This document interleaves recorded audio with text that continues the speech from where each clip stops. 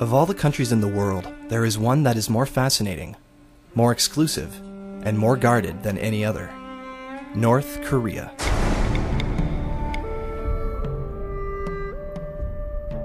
Officially named the Democratic People's Republic of Korea, it is a country in East Asia, occupying the northern half of the Korean peninsula.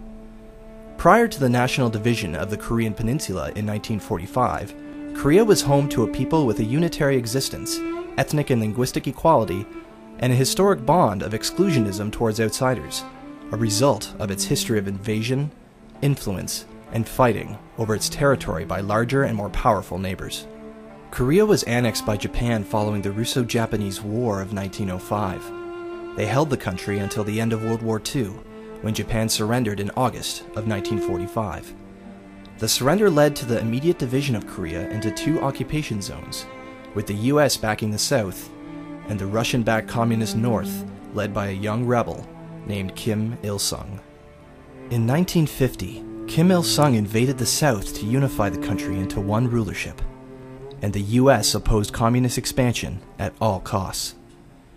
The result was the Korean War.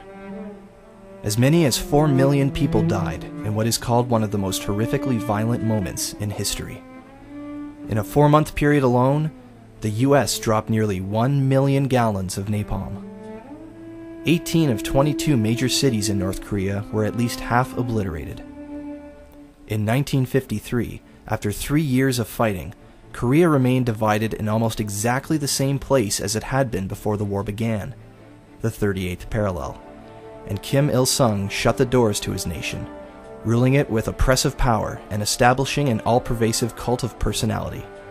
But more on that later. While some people think the Korean War ended more than 50 years ago, there was never actually a peace treaty. And so, the ceasefire between sides continues to this day.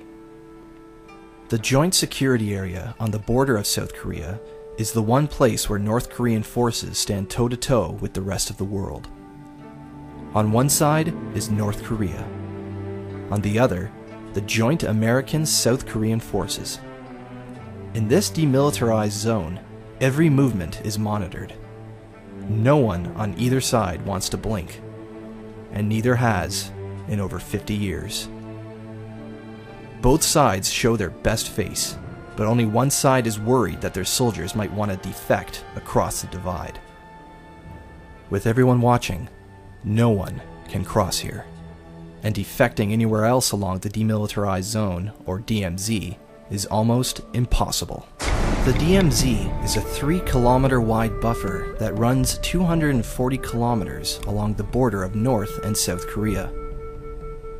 With more than 1 million landmines, high-voltage electric fences, and nearly 2 million soldiers, crossing over is almost certain suicide. And if you're not killed in the attempt, the punishment upon capture is being placed in one of the many concentration camps littered throughout the country, and your relatives as well. North Korea's defiant stance against the rest of the world comes from a philosophy created by Kim Il-sung called Jue, an ideology of self-reliance from foreign nations.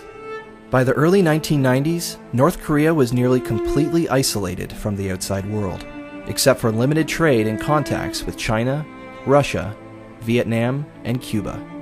Its economy was virtually bankrupt, crippled by huge expenditures on armaments, with an agricultural sector unable to feed its population. But state-run North Korean media continued to portray Kim in a glorified light. The people looked to their leader not as a man, but as a god. And when their god died of a heart attack in July of 1994, the country erupted into chaos. Kim Il-sung's death caused a nationwide mourning crisis. His funeral in the capital of North Korea, Pyongyang, was attended by hundreds of thousands of people from all over the country, traumatized over the death of their fierce leader. He was named the country's eternal president in their constitution, and officially refer to him now as the Great Leader. After Kim's death, his son, Kim Jong-il, took power in the world's first communist dynastic handover, and he rules to this day.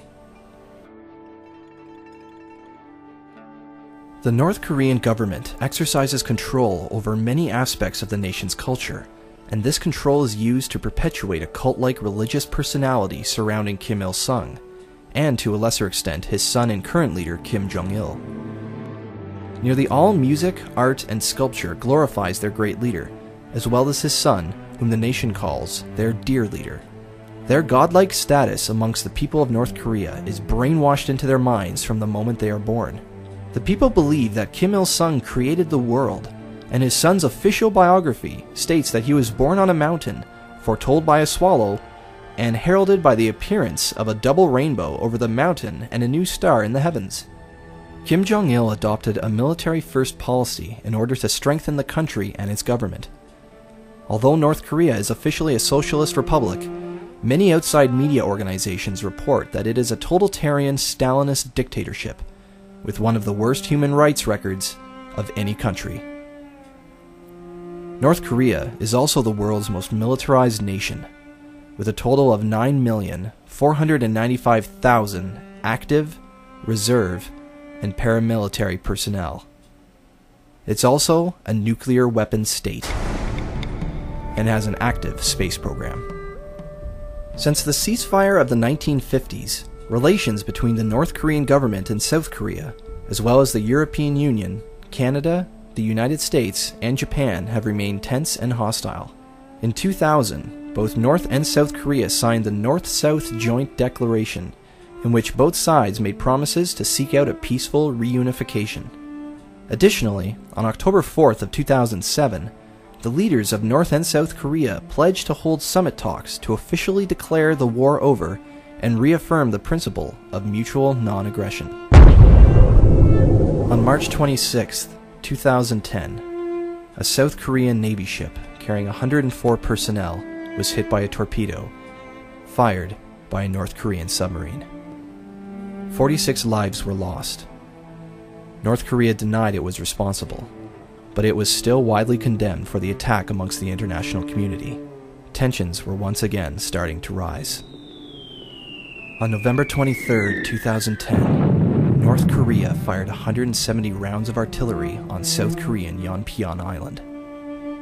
With a population of just over 1,200 people, the attack resulted in the deaths of 2 Marines and 2 civilians, with at least 15 Marines and 3 civilians injured. North Korean news sources alleged that the North Korean actions, described as a prompt and powerful physical strike, were in response to provocation from South Korea. North Korea was the focus of the political foreign media until the civil unrest of the Middle East in early February of 2011. And so, the world continues to keep a cautious eye on North Korea. It is a place ruled by an absolute dictator, a dictator who now possesses nuclear weapons. It's no longer possible to look at the country as an isolated anomaly.